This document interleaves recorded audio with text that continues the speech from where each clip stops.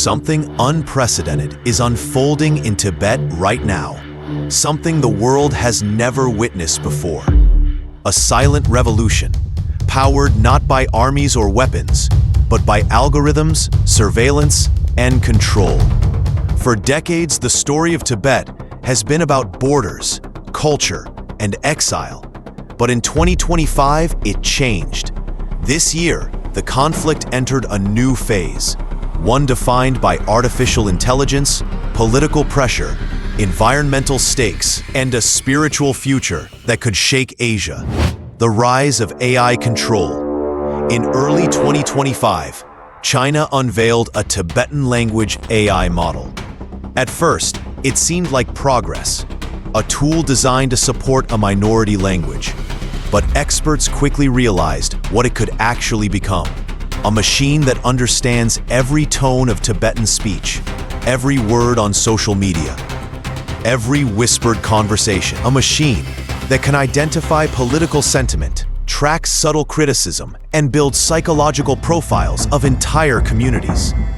For years, Tibetans feared human surveillance. Now, they face something even more powerful: automated, tireless, emotionless digital control. This is not language preservation. This is social engineering at a scale the world has never seen. Spiritual pressure. At the same moment AI was rising, a new wave of pressure hit Tibetan Buddhism. Authorities declared that religious teachings must align with socialist ideology. Monasteries must follow state-approved rules. Ancient rituals must adapt to political interpretations. This is more than a religious regulation.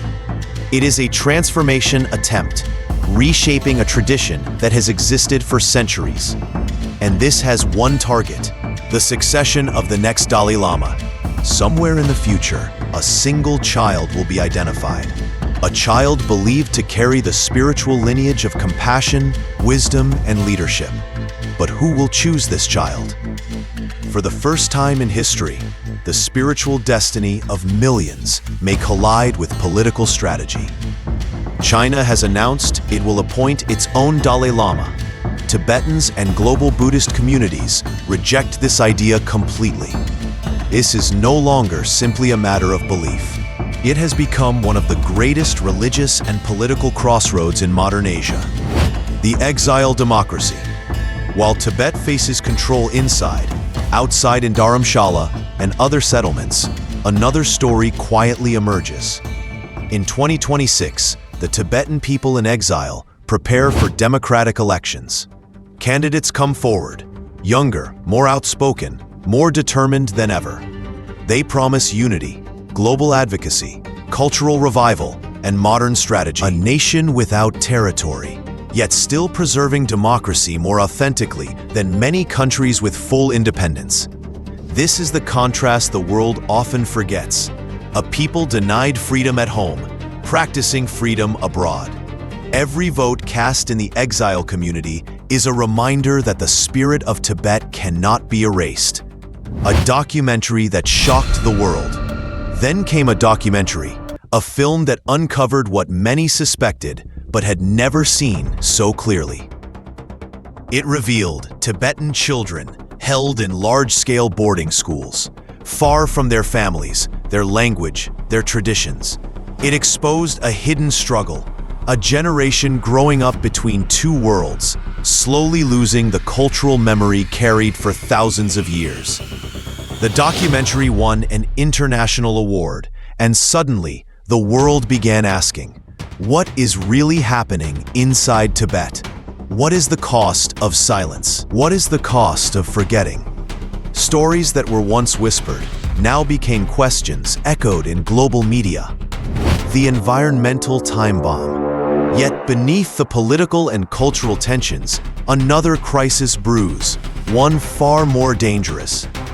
The Tibetan Plateau is the third largest store of ice on Earth. Its rivers feed more than 1.5 billion people. India, China, Nepal, Bhutan, Pakistan. Their futures flow from Tibetan glaciers. But in 2025, massive hydropower projects expanded. Solar megafarms spread across the plateau. Dams grew taller. Mining operations dug deeper.